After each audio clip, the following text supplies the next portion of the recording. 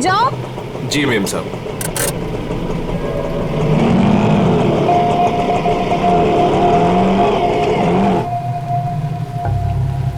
Hello Vishakha, मैं करिश्मा बोल रही हूँ।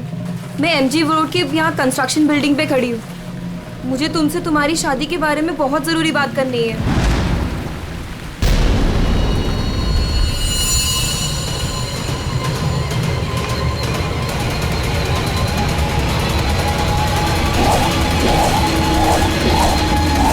मेम साहब, मेम साहब, मेम साहब, कहाँ चली गई? मैं तो यहीं छोड़ के गया था। मेम साहब, मेम साहब।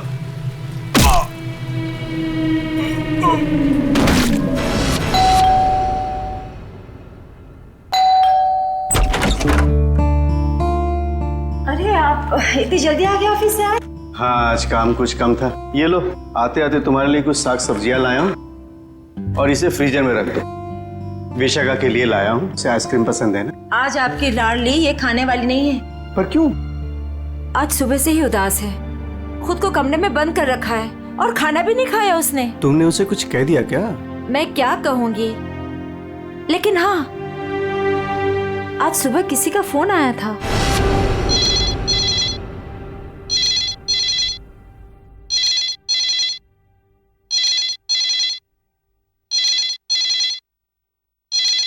हेलो हेलो, विशाखा बोल रही हो?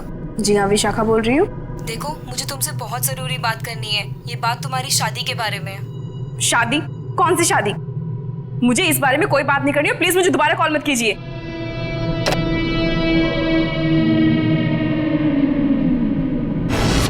अरे इतनी मुश्किल से तो 2 हफ्ते पहले टूटी हुई शादी को भूल पाई थी, और फोन करके उसके जख्म किसने हरे कर दिए? बहुत पूछा मैंने कि किसका फोन था, लेकिन रोई जा रही है, जवाब ही नहीं दे रही है। मैं देखता हूँ, तुम चिंता मत करो। विशाखा, विशाखा बेटे, विशाखा बेटे, दरवाजा खोलो। विशाखा, दरवाजा खोलो। विशाखा! ये दरवाजा क्यों नहीं खोल रही है? रोने की आवाज भी नहीं आ रही। कहीं उसने कुछ? अरे तुम विशाखा को नहीं पहचानती क्या? वो ऐसा कुछ नहीं करेगी। विशाखा बेटा, दरवाजा खोलो बेटे। विशाखा, दरवाजा खोलो। विशाखा! विशाखा?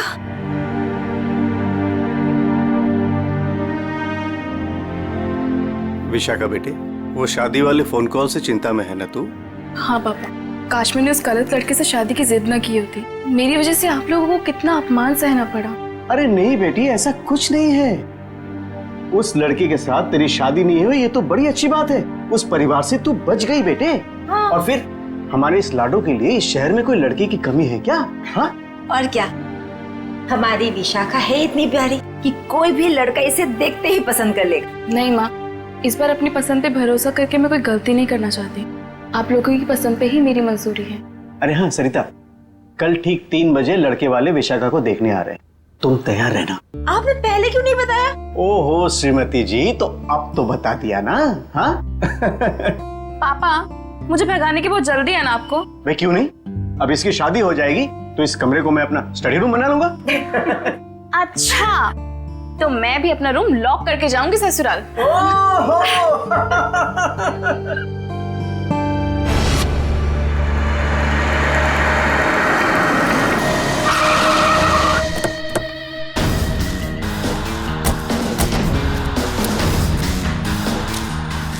भाई साहब, मैं यहाँ का बचपन, मैंने ही आपको फोन किया था। लाश कहाँ पर है? जी उस तरफ। चलो दिखा। जी।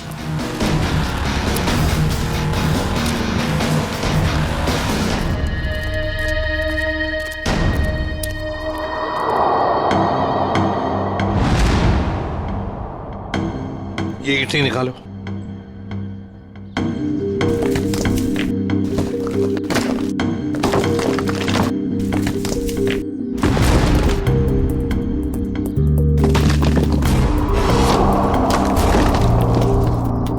तो लगता है लाश को छुपाने की पूरी कोशिश की, लेकिन पूरी तरह से कामयाब नहीं हुआ है।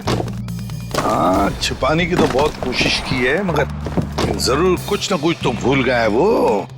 कोई ना कोई सुराग तो हमें जरूर मिलेगा। वैसे लाश ज्यादा पुरानी नहीं दिख रही है। एक काम करो, बाहर निकालो इसे आराम से, संभल के।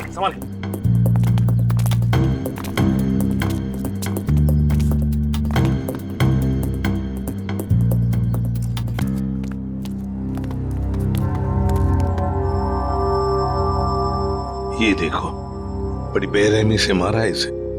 सामने से सीधे चाकू घोंप दिया सीने में। हाँ सर, देख के लगता है कि इसे चीखने चिल्लाने का मौका ही नहीं मिला। ये देखो, इसके सिर के पीछे भी चोट है। लगता है जिसने भी ये किया है ना, शायद पीछे से आकर इस रिक्शा वाले के सिर पर पीछे से हमला किया, वार किया। ये बेचारा मुड़ गया हमलावर को देखने के लिए, तो सामने से चाकू घोंप दिया।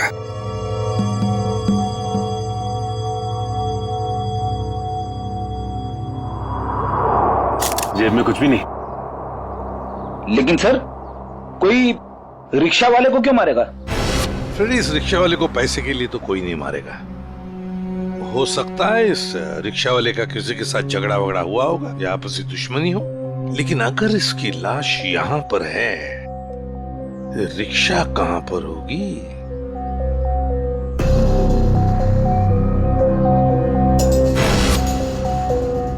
सर, हाँ, सर ये देखिए सर, ये खून की बूंदें और घसीटने के निशान हैं।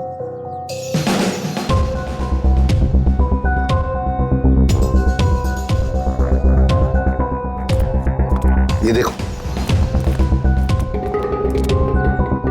लगता है जिसने भी ये किया है, इस रिक्शा वाले को यहाँ से घसीट कर वो लेकर गया वहां ईंटों में छुपाने के लिए। वो क्या है?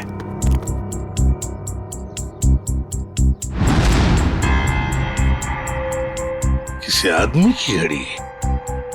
अरे ये तो काफी महंगी घड़ी है। शायद रिक्शा वाले की होगी। नहीं फ्रेडी, ये इस रिक्शा वाले की घड़ी नहीं लगती। इतनी महंगी घड़ी है ये, 1,00,000-1,50,000 की तो घड़ी है ये। तो फिर सर, शायद उसी की होगी जिसने रिक्शा वाले को मारा है। वो तो ये भी सकता है कि घड़ी उस आदमी की हो जो ऑटो में बैठा था। इतनी कीमती घड़ी पहनने वाला आदमी रिक्शा में नहीं जाएगा, मुझे नहीं लगता। देखो, और भी कोई सुराग मिलना चाहिए। देखो जरा आसपास।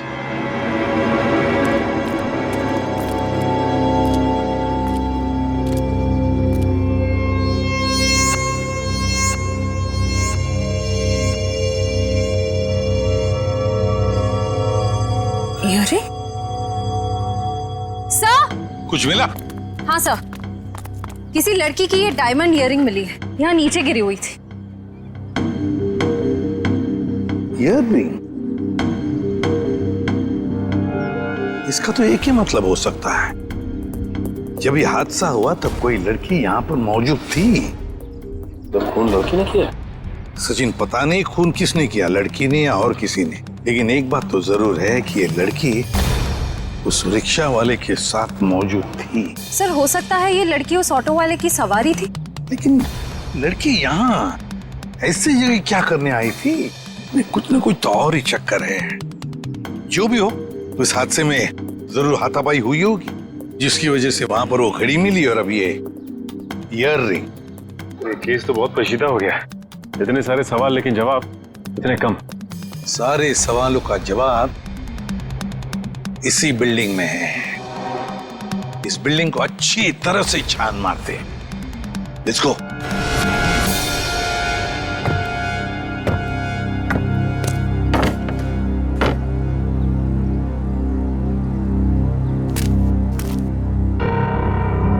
ये देखिए, सीढ़ियों पे खून की बूंदें। हाँ, ये देखो। सर, ये तो बहुत ही अजीब बात है। लाश वहां पर और खून की बूंदें यहाँ। मुझे तो कुछ और ही आ रहा है दिमाग में। कहीं और एक लाश तो नहीं इस बिल्डिंग में? ऊपर चलकर देखते हैं, देखते ये खून के धब्बे कहां तक है।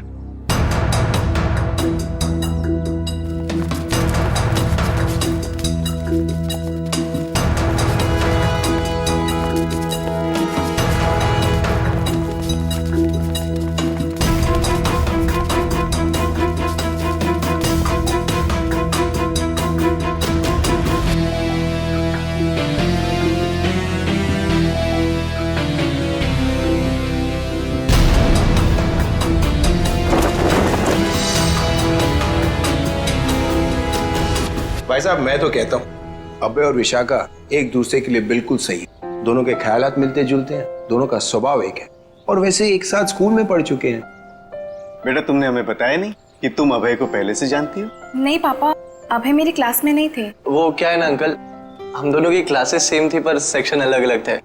आप सेक्शन ए में थी और मैं सेक्शन सी में था। बात यह है ना जी, अभय के लिए एक से बढ़कर एक खानदान से रिश्ते आ रहे हैं, लेकिन इससे मना कर दिया है। स्कूल के वक्त से ये आपकी बेटी से प्यार करता है, लेकिन कह नहीं पाया, इसलिए आज मुझे आना पड़ा कहने के लिए। पापा प्लीज, आप मुझे एम्बैरेस कर रहे हैं। नैना और अनुष्का कैसे हैं? स्कूल टाइम से तुम्हारे बेस्ट फ्रेंड हुआ करते थे वो लोग। हाँ, नैना भी बेंगलोर में जॉब कर रही है और अनुष्का की रिसेंटली शादी हो गई है मसूरी में। सुना है बहुत ही खूबसूरत जगह है वो। जी। वैसे तो साउथ अफ्रीका भी बहुत ही सुंदर जगह है। 25 साल पहले हमने हमारे हीरो का बिजनेस वहां शुरू किया था और आज यहाँ तक ले आए उसे। आप लोग बैठिए, मैं आप लोगों के लिए चाय वगैरह लेकर आती हूँ। आप लोग बैठिए, हम आते हैं।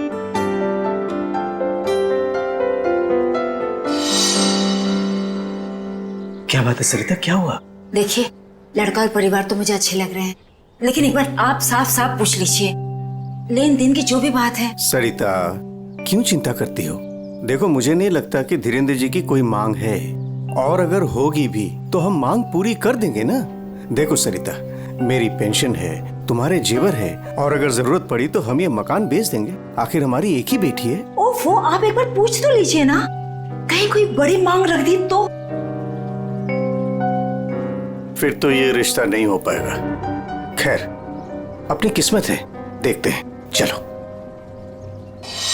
लीजिए भाई साहब। ये सब लाने की क्या जरूरत थी? इतनी तकलीफ क्यों की आपने? अरे क्या कहते हैं भाई साहब, ये तो कुछ भी नहीं है, ये तो आपको लेना ही पड़ेगा। चाय लीजिए। ये लो बेटे।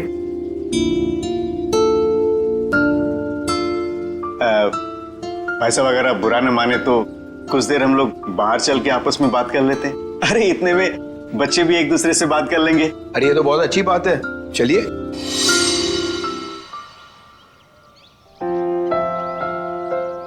भाई साहब, आपका बेटा हमें बहुत पसंद है। मुझे भी बिल्कुल विशाखा जैसी बहू चाहिए थी।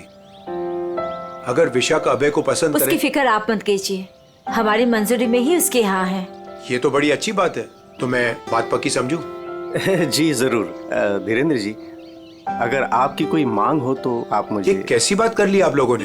अरे भाई, भगवान का दिया हुआ सब कुछ है हमारे पास। आपकी बेटी सिर्फ 2 जोड़ी कपड़ों में चाहिए, ये आप कर पाएंगे या नहीं? मुझे समझ में नहीं आता कि मैं आपका ये कर्ज कैसे चुका पाऊंगा। लेकिन हमारी एक शर्त है। शर्त? ये शादी 2 दिनों में हो जानी चाहिए।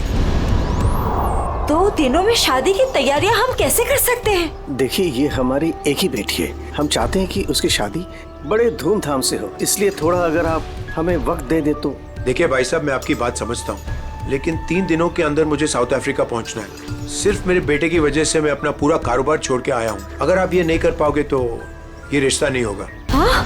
सोच लो आप लोग।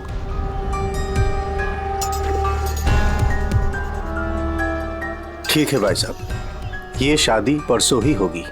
ये तो बहुत अच्छी बात है, मुबारक हो। देखिए, आप शादी की तैयारियां कीजिए, पैसे की चिंता न कीजिए, वो हम करेंगे। जी।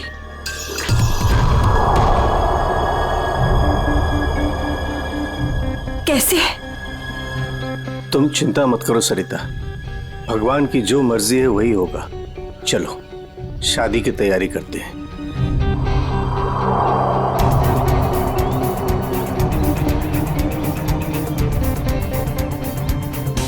पता नहीं मुझे ये सब ठीक क्यों नहीं लग रहा है। शादी ब्याह जैसी चीज जल्दबाजी में करना, कहीं हम गलत निर्णय तो नहीं ले रहे?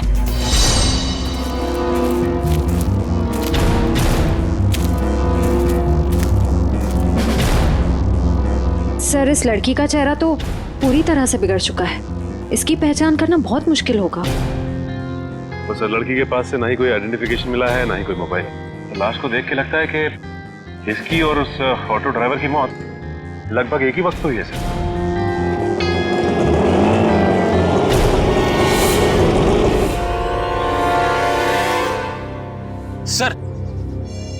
ये लावारिश रिक्शा यहाँ से थोड़ी दूर पे खड़ी हुई थी, लोगों ने मुझे बताया।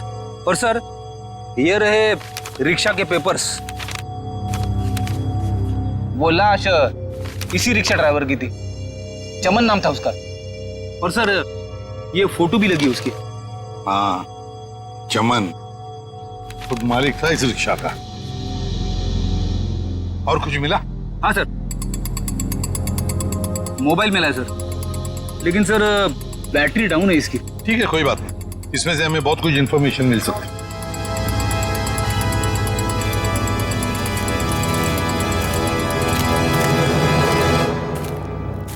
वॉचमैन होना यहाँ के। कैसी ड्यूटी करते हो? दो खून हुए यहाँ पर। साहब जी, ये सब कैसे हुआ? मुझे नहीं पता चला। चुप, नाटक बंद। जरा याद करके बताओ, क्या कोई आया था यहाँ पर इस रिक्शा में से? कोई नहीं आया था इस रिक्शा से। ये कैसे हो सकता है? हाँ? कोई बिल्डिंग से ऑटो दूर क्यों खड़ा करेगा? बताओ कौन आया था? हाँ साहब जी, याद आया, जब मैं खाना खाने गया था ना, जरूर कोई आया होगा। झूठी करते हो।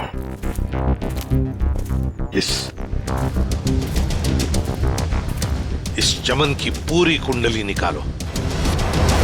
हाँ अभिजीत सर, वो ऑटो वाले के फोन की डिटेल मिल गई है सर। ये 11 बजे के करीब ममता नगर से निकला और 11:30 बजे जेल स्टेशन पे पहुंच गया। ये MG road under construction building पे कब पहुंचा? सर 12:30 बजे। जेल स्टेशन से सवारी लेने के बाद 12:40 पे उस जगह पे मिला था जहां पे वो ऑटो खड़ा मिला था। मतलब जेल स्टेशन से उसने सवारी उठाई, तो फिर अभिजीत उस वक्त दो मोबाइल फोन होंगे उस रिक्शा में, एक रिक्शा वाले का और शायद इस सवारी का भी।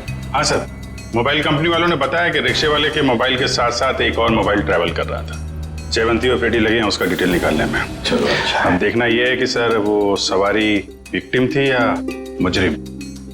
सर, हाँ सर वो जो ऑटो की सवारी का मोबाइल नंबर था वो दिल्ली का नंबर है और किसी करिश्मा के नाम पे रजिस्टर्ड है। दिल्ली? अच्छा, इस करिश्मा के बारे में और कुछ पता चला? नहीं सर, और कुछ डिटेल्स तो अभी पता नहीं चल पाए हैं। ये तो पता चला होगा कि उसने आखिरी कॉल किसको किया। किसी लैंडलाइन नंबर पे किया था आखिरी कॉल। पोपटवाड़ी का कोई उदय कुमार है। पोपटवाड़ी उदय कुमार। पंकज काम करो, इस दिल्ली वाली करिश्मा के सारे डिटेल निकाल, पूरे के पूरे डिटेल। और अभिजीत, इस पोपटवाड़ी के उदय से मिल लेते हैं, पता तो चले ऐसी भी क्या बातें हो रही थी करिश्मा और उसके बीच में। इसका चेहरा तो बहुत बुरी तरह से बिगड़ गया है, एकदम तहस नहस हो गया है। सर, इनके फेस को हम रिकंस्ट्रक्ट नहीं करवा सकते? बहुत मुश्किल काम है तारिका, बहुत वक्त लगेगा।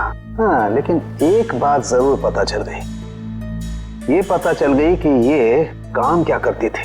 क्या काम? तारिका, ये लड़की एक नर्स थी। नर्स? ये देखो, ये देख रहे हो, ये इसकी उंगलियों पर और ये अंगूठे पर ये कौन? ये निशान तो ज्यादातर उन्हीं लोगों के हाथों में होता है ना जो दूसरों को इंजेक्शन देते हैं। एग्जैक्टली तारिका। अब मुझे लगता है ये खून या तो किसी बदले की भावना से किया गया है या फिर कोई प्यार व्यार का चक्कर। प्यार व्यार का चक्कर? तुमको ऐसा लगता है तो तुम फोरेंसिक आते ही क्यों? तुम अब से मत आया करो हमारे लैब में प्लीज। हाँ, अरे ये क्या? हाँ। और अभिजीत, तुम्हारे और मेरे बीच में जो भी था ना वो खत्म।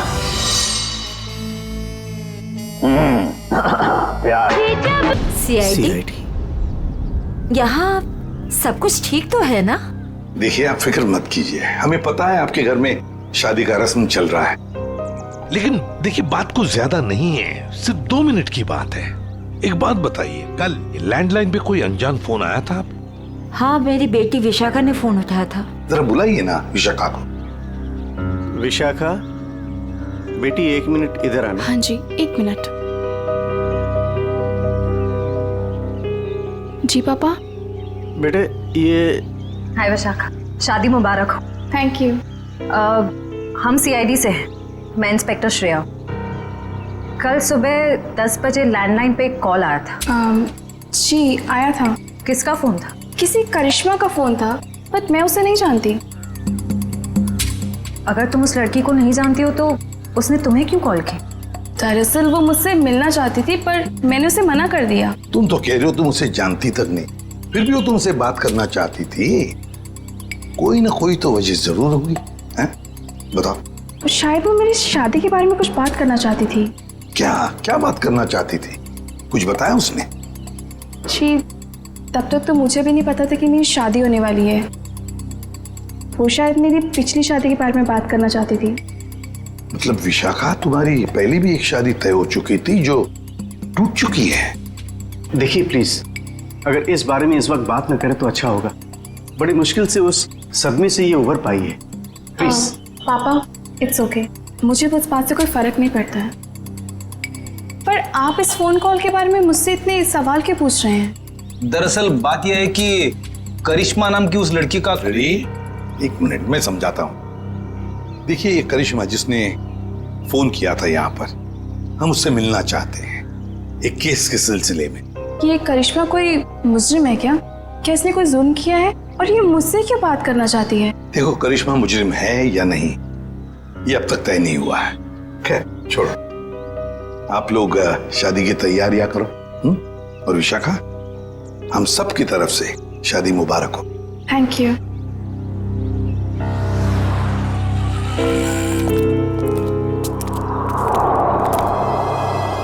हेलो, सुनो, सब गड़बड़ हो गया है यहाँ।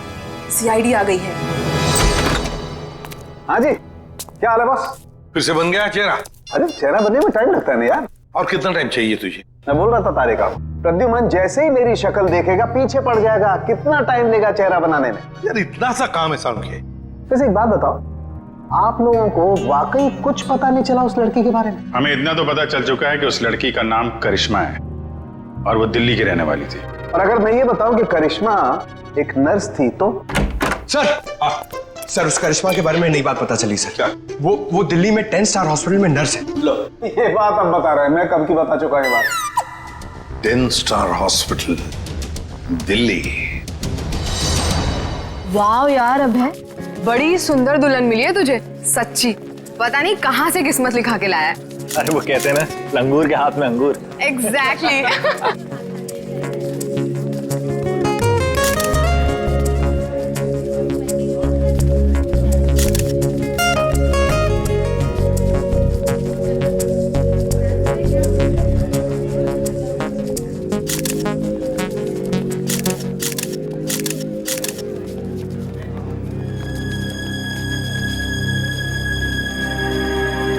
उदय जी, आप रो रहे हो? सब ठीक तो है ना? ये तो खुशी के आंसू हैं। आज अपने बेटी को दुल्हन बना जो देख पा रहा हूं मैं, इसलिए। आपसे कुछ बात करनी थी। हाँ हाँ, तो कहिए ना। यहाँ कहना ठीक नहीं होगा, जरा अंदर चलिए ना। क्यों, हमसे शादी में कुछ कमी रहेगी क्या? नहीं, वो सब ठीक है, A1। देखिए, सारे मेहमान आ रहे हैं, अगर हम यहाँ से चले गए तो कुछ परेशानी हो जाएगी। फेरे हो जाए, उसके बाद दोनों बैठ करके बातें करते हैं। देखिए, मेहमानों को छोड़िए, आप अंदर चलिए, वरना ये शादी नहीं होगी।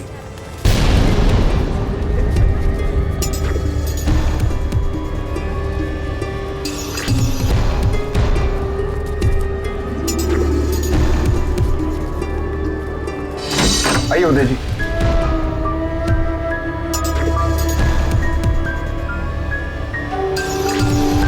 धीरेन्द्र जी, बात क्या है आप बताइए ना। देखिए, मेरी परेशानी बढ़ती जा रही है। अरे भाई, परेशान होने की कोई बात नहीं, एक छोटी सी रिक्वेस्ट है। कैसी रिक्वेस्ट? आपको याद है मैं आपके घर आया था आपकी बेटी को देखने, और मैंने आपको कहा था मुझे दहेज बिल्कुल नहीं चाहिए। जी मुझे अच्छी तरह से याद है, आपने कहा था कि आपको दहेज नहीं चाहिए। तो अब क्या चाहिए आपको? मैं अपनी जुबान का पक्का हूँ, कहा ना दहेज नहीं चाहिए, दहेज नहीं लूंगा। हाँ, मगर आपको दहेज नहीं चाहिए तो क्या चाहिए?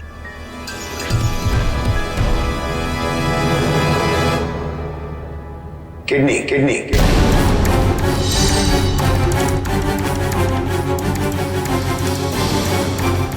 किडनी? पर किसकी?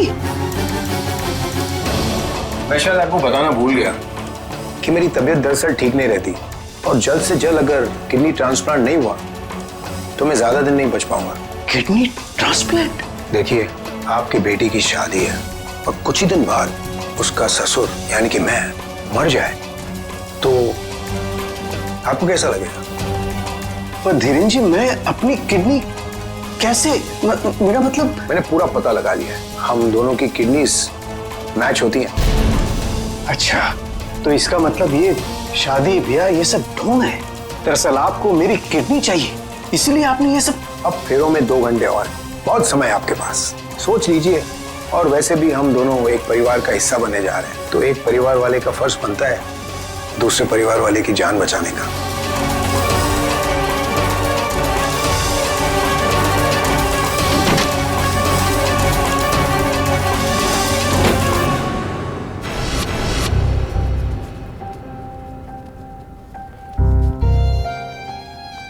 आपको दहेज नहीं चाहिए तो क्या चाहिए?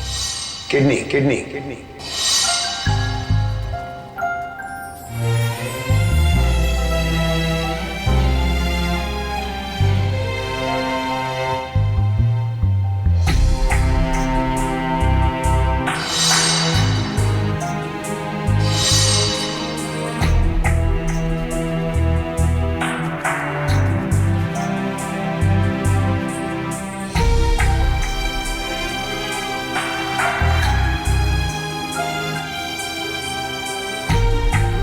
अरे कहाँ चले गए थे आप?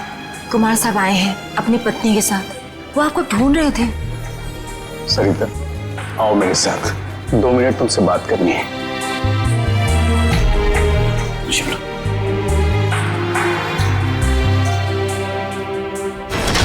आओ सरिता। क्या हुआ मुझे बताएंगे भी? सरिता, दरवाजा बंद कर दो, बताता हूं।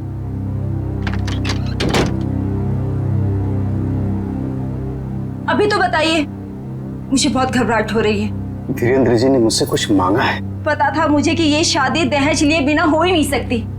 वैसे कितने पैसे मांगे हैं उन्होंने? नहीं, उन्होंने मुझसे पैसे नहीं मांगे। तो फिर? सरिता, उन्होंने मुझसे मेरी किडनी मांगी है। किडनी? हाँ सरिता। हे भगवान, इसका मतलब ये सब शादी वादी ढोंग है। वो आपकी किडनी लेना चाहते हैं? मुझे भी यही लग रहा है। ये अचानक से उनका मेरे घर आना, फिर 2 दिन में शादी और अब ये सब कुछ। सरिता, मुझे तो इसमें बहुत बड़ी साजिश लग रही है। तो क्या अब हमारी विशाखा की शादी फिर से टूट जाएगी? अगर मैंने किडनी नहीं दी तो ऐसा ही होगा। ना सरिता, तुम मत रो।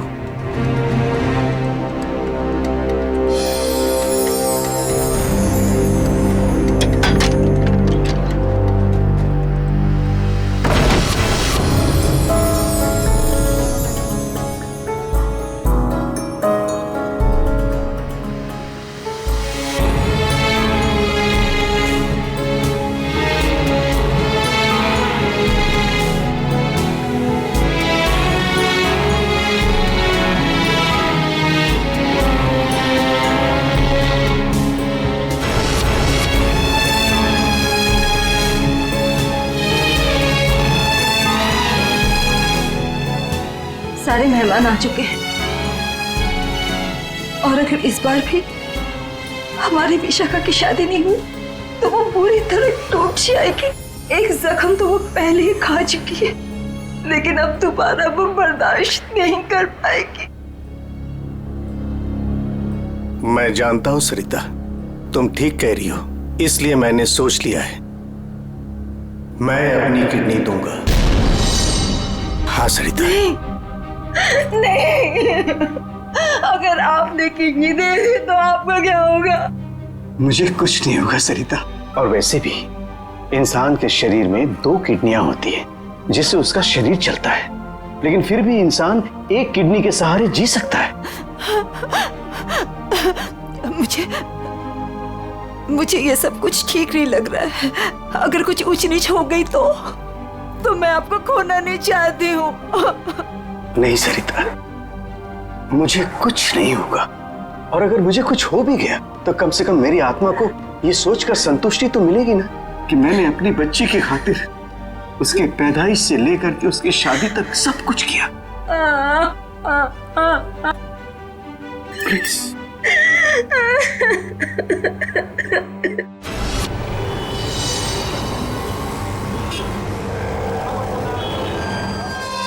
हेलो सर, मैं अनुज, इस हॉस्पिटल का डीन। करिश्मा की मौत की खबर सुनकर आई एम शॉक्ड। वो बहुत ही काबिल नर्स थी। वैसे डॉक्टर साहब एक बात समझ में नहीं आ रही है, ये करिश्मा ने अचानक से छुट्टी क्यों ली और फिर यहाँ से मुंबई चली गई? कोई खास वजह थी क्या छुट्टी लेने में? उसने छुट्टी ली और यहाँ से चली गई। अब यहाँ से जाने के बाद वो कहाँ गई, किस लिए गई, इसके बारे में हमें कुछ नहीं पता। देखिए, हम लोग करिश्मा के घर गए थे, लेकिन वहां से कोई ज्यादा जानकारी मिली नहीं है। क्या आप बता सकते हैं कि यहाँ पे करिश्मा को कोई सामान वगैरह पड़ा है? आप चाहें तो करिश्मा का लॉकर देख सकते हैं। जी हाँ, जरा दिखाइए लॉकर। आइए। चलिए। अरे सर, इस लॉकर को देखकर मुझे मेरी नानी की अलमारी याद आ गई। वो भी अपना सारा सामान ऐसे ही ठूस ठूस के रखती थी। सर, ये तो किसी मरीज की मेडिकल रिपोर्ट है। किसकी फाइल है ये? दे उदय कुमार। उदय? विशाखा के पिताजी उदय कुमार? कमाल है, इस फाइल को तो हॉस्पिटल के रिकॉर्ड रूम में होना चाहिए। ये करिश्मा के लॉकर में कैसे? मतलब ये करिश्मा उदय जी और उसके परिवार वालों को जानती थी? वो परिवार वाले तो बता रहे थे कि वो करिश्मा को जानते ही नहीं। जरा बताइए, किस चीज का इलाज चल रहा था उदय का?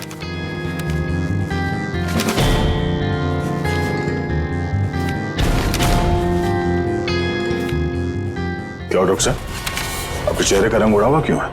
उदय जी को फूड पॉइजनिंग थी और उनके सारे टेस्ट किडनी के करवाए गए हैं। क्या? यार ये क्या चक्कर है? नहीं नहीं नहीं दया, कुछ न कुछ तो गड़बड़ जरूर है, कुछ न कुछ तो गड़बड़ है। अच्छा डॉक्टर साहब, इस करिश्मा का बर्ताव कुछ अजीब लगा आपको? मतलब कुछ गड़बड़ लगा आपको कभी? नहीं, ऐसा तो कुछ भी नहीं लगा। सर, ये देखिए। माय गॉड, तो ये बात है। क्या बात है उदय? अरे डॉक्टर चंद्रप्रकाश, आओ बैठो बैठो। ये अचानक क्या बात करना चाहते हो तुम मुझसे? और भाभी जी क्यों रो रही हैं? शादी में कोई मदद वगैरह चाहिए? डॉक्टर, शादी की कोई बात है ही नहीं। अच्छा, तुम ये फाइल मेरी देखो ना, मेरी मेडिकल फाइल। ये फाइल चेक करके बताओ कि क्या मैं अपनी एक किडनी डोनेट कर सकता हूँ? उदय, तुम्हारी बेटी की शादी हो रही है और इस वक्त तुम्हें ये सवाल सूझ रहा है? डॉक्टर, शादी न रुके इसलिए तो मैं ये बात पूछ रहा हूँ तुमसे। बताओ ना। क्या मतलब है? मतलब मैं बाद में तुम्हें समझाऊंगा। तुम पहले मुझे ये बताओ कि मैं एक किडनी के सहारे जी सकता हूँ या नहीं। बताओ डॉक्टर, मुझे प्लीज बताओ ना।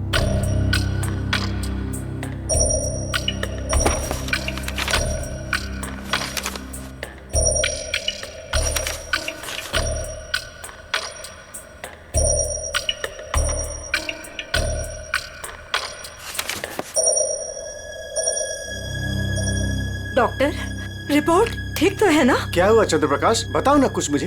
क्या किडनी देना जरूरी है? बस तुम इतना ये समझ लो कि किसी के जिंदगी और मौत का सवाल है। देखो, अगर मैंने किडनी डोनेट नहीं की ना तो मेरी बेटी की शादी रुक जाएगी। देखो उदय, तुम्हारी ये किडनी पहले से ही खराब है। क्या? सरिता, मुझे तो आज तक ये प्रॉब्लम कभी महसूस ही नहीं हुआ। कैसे किडनी फेलियर हो सकता है? क्योंकि उदय, तुम्हारी बॉडी दूसरी किडनी से फंक्शन कर रही है। आई एम सॉरी, अगर तुमने ये दूसरी किडनी भी डोनेट कर दी तो क्या? तो तुम्हारा बचना नामुमकिन है। पड़ेगी किसी भी हालत में। डॉक्टर प्लीज जरा चेक करके बताओ, कोई तो रास्ता निकालो। देखो उदय, फाइनल डिसीजन मैं नई रिपोर्ट के आने के बाद ही दे पाऊंगा, लेकिन इस रिपोर्ट के मुताबिक किडनी डोनेट करना मतलब मौत को दावत देने जैसा है।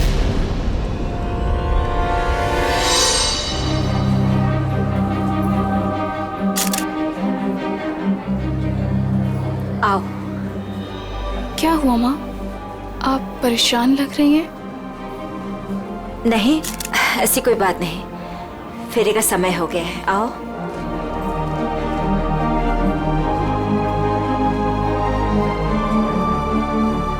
अरे उदय जी, आप ही को ढूंढ रहा था। फेरे लगवाएं या फिर मैं बारात वापस? जी नहीं, बारात वापस ले जाने की नौबत नहीं आएगी। मुझे पता था, आप बड़े समझदार इंसान हो, सही डिसीजन लिया। और वैसे आप अपनी बेटी को इतना प्यार जो करते हो, आइए।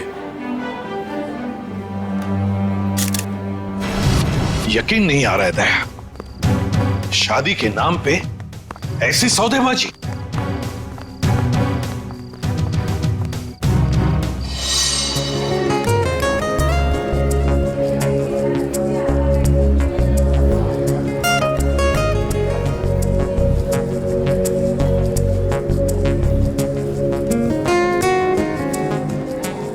रुक जाइए।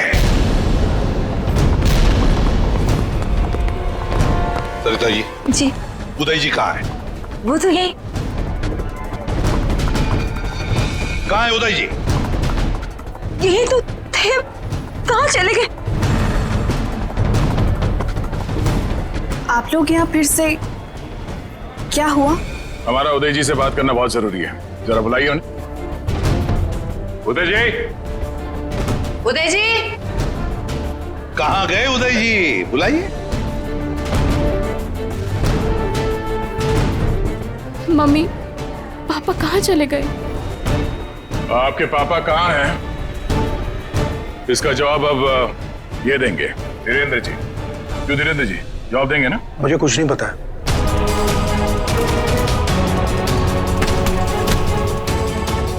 नहीं पता तो सड़क कहाँ रहे आप? सर मैंने कुछ नहीं किया सर, मैं तो इनका असली बेटा भी नहीं हूँ सर। मेरे पति को इन लोगों ने गायब करवाया होगा और किडनी के लिए ये लोग शादी तोड़ने की धमकी दे रहे थे।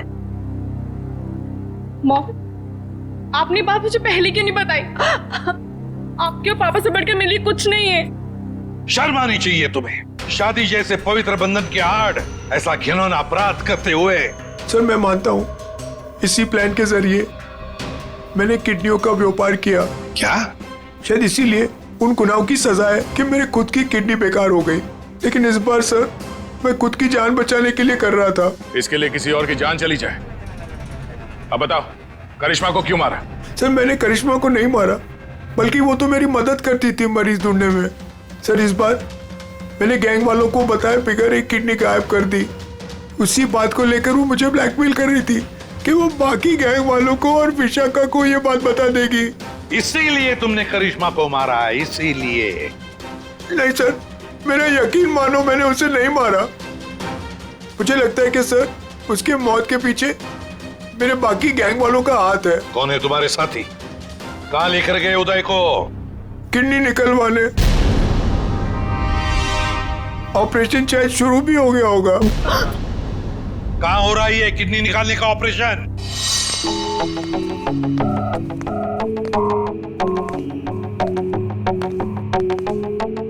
चल डॉक्टर, ऑपरेशन शुरू कर।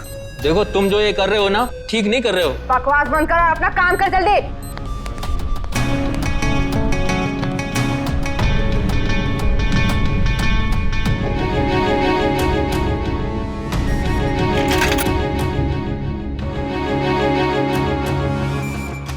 अबे जल्दी करना।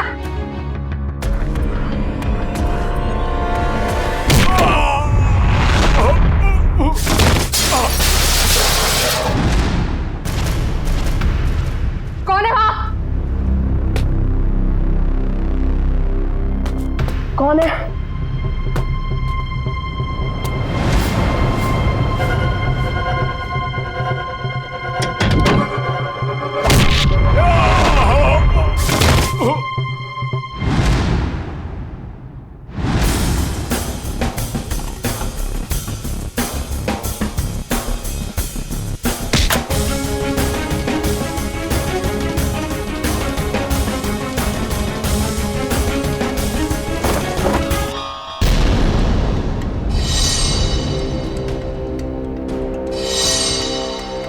अपने जुर्म का इनाम तो लेती जाओ।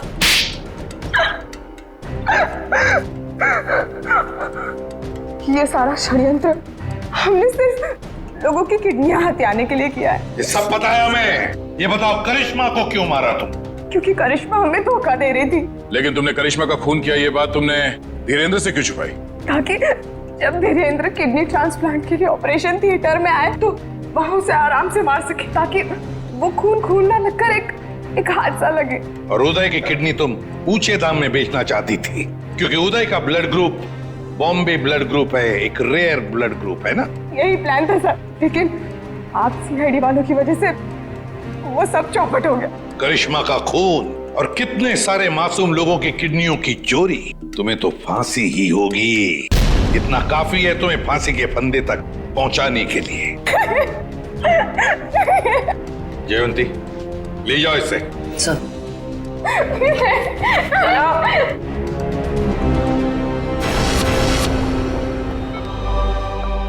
कैसे आप? तबीयत कैसी है आपकी? पापा ठीक तो है आप? सरिता, विशाखा बेटी, तुम लोग रो क्यों रहे हो? क्या हुआ मुझे? मैं आपसे कभी बात नहीं करूंगी। आपको क्या लगा मेरी शादी आपकी जिंदगी से ज्यादा जरूरी है? ऐसी कोई बात नहीं। दरअसल मैं और सरिता, हम तो सिर्फ तुम्हारी खुशी चाहते हैं बेटे। मेरी खुशी आपसे है, आपसे है।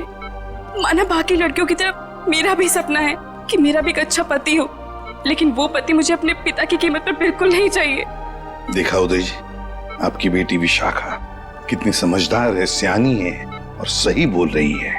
एक बात हमेशा ध्यान में रखना, बेटी घर का सम्मान होती है, सुख होती है, खुशी होती है। और उसके हाथ पीले करना तो सौभाग्य की बात होती है, लेकिन उसके लिए माता पिता को अपनी जान दांव पर लगाने की कोई जरूरत नहीं।